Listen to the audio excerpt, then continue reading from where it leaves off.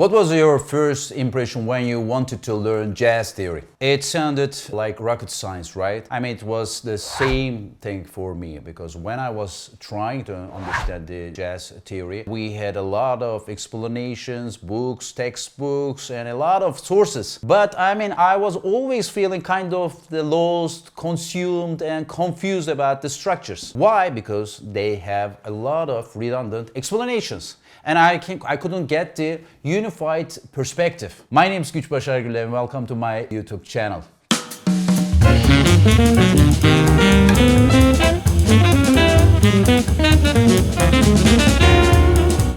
I will present a unified approach to solve this problem. This is problem because when you don't have unified approach, it's almost impossible to have integration process in your music making experiences. But I mean, when you want to talk about the theory, we need to talk about the harmony, right? I mean, we have four structures. The first one is tonal harmony. The second one is modal harmony. Third, non-functional and modal interchange.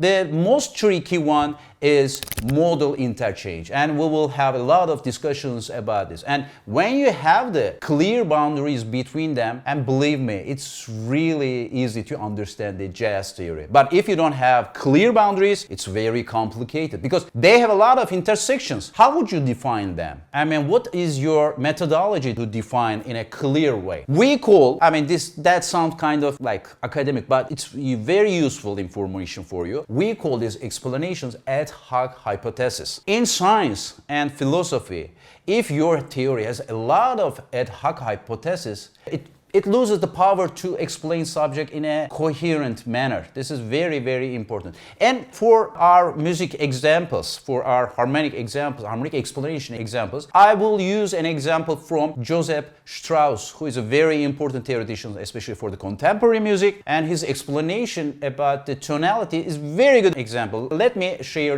his conditions to explain tonality, and I will present my alternative approach about the tonality explanation. Okay, let me read 6 conditions for you.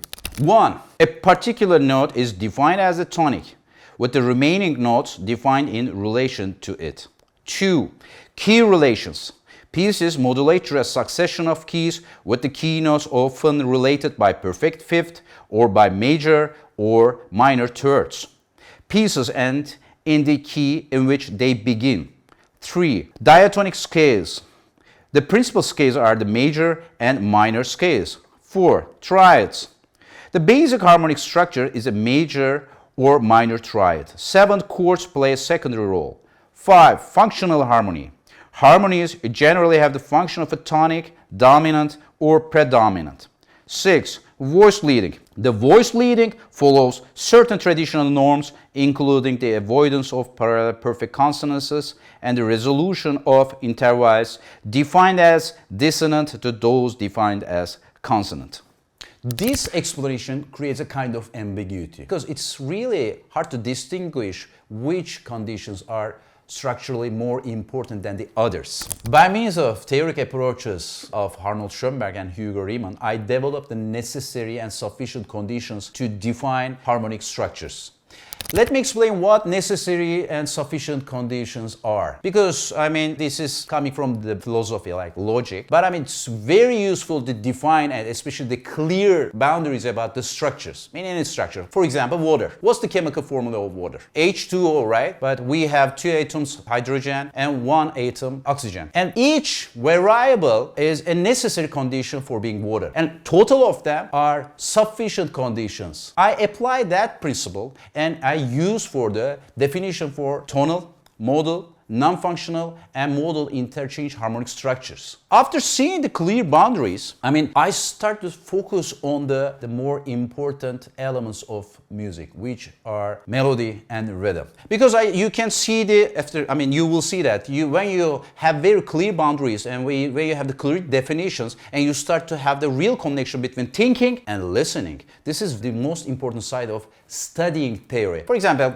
if you have enough cultural heritage about about the jazz music, forget about the theory. Just press the ignore button. Focus on the music, rhythm, and melody. And also think about the founders. Charlie Parker, Miles Davis, and John Coltrane. They had limited knowledge of theory, but they focus on musical experiences in a very integrative way. And they, you know the output. They are the founders of the modern jazz music. And this is the most important element. When you don't have clear explanation about theory, theory always creates an obstacle for you to understand the musical structures. When I have the very clear boundaries, and then I can see the formal structure of the compositions, formal structure of songs. And when I was trying to improvise, I had very clear mind about my approach for the improvisational styles, rhythm, melody. But without having the clear understanding of theory, it's almost impossible. You're just imitating some of the patterns. You're just imitating some of the licks, lines, the musical examples.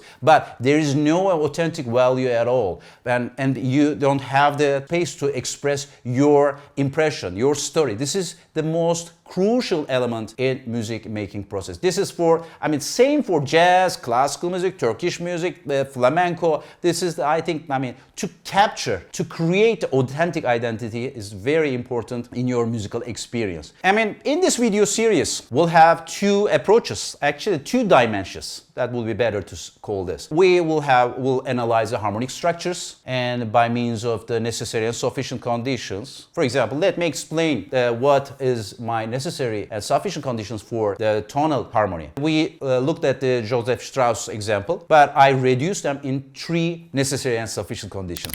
For tonal structure, we need just three necessary and sufficient conditions. One is minor scales. Two is functionality. I am approaching functionality in terms of centricity. And the last one is structural progressions based on fourths and fifths. And when you have the clear progression, and also we'll have the analysis of the progression types, for example, prolongational progression, sequential progression, a cadential progression. When you have this categorization, and then you have very clear picture about main ground of your musical experiences, which is the formal structure of the songs or composition. And then, I had the same experiences. That was my main struggle. I have been trying to solve that problem. I read, more than 30 books. I looked at a lot of different sources. When I saw that connection, I remember I was trying to understand the Lady Bird piece. We have a lot of chords. We are just, they looked very normal and they looked very unconnected. But we are trying to understand in a transmitted knowledge perspective. I didn't get the intellectual knowledge. When you have the intellectual knowledge, that creates the space for your felt perception. I remember that moment. That was the most fascinating moment in my life. I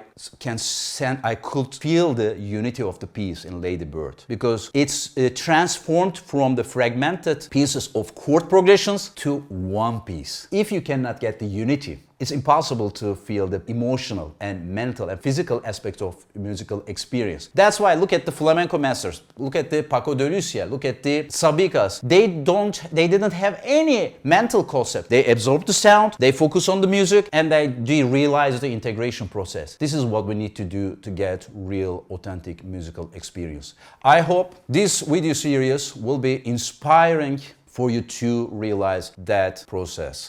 This is the most important thing about music making process, because when you have the integration, you start to feel the joy. When you enjoy what you are doing, you start to feel free. See you in the next episodes. Take care of yourselves.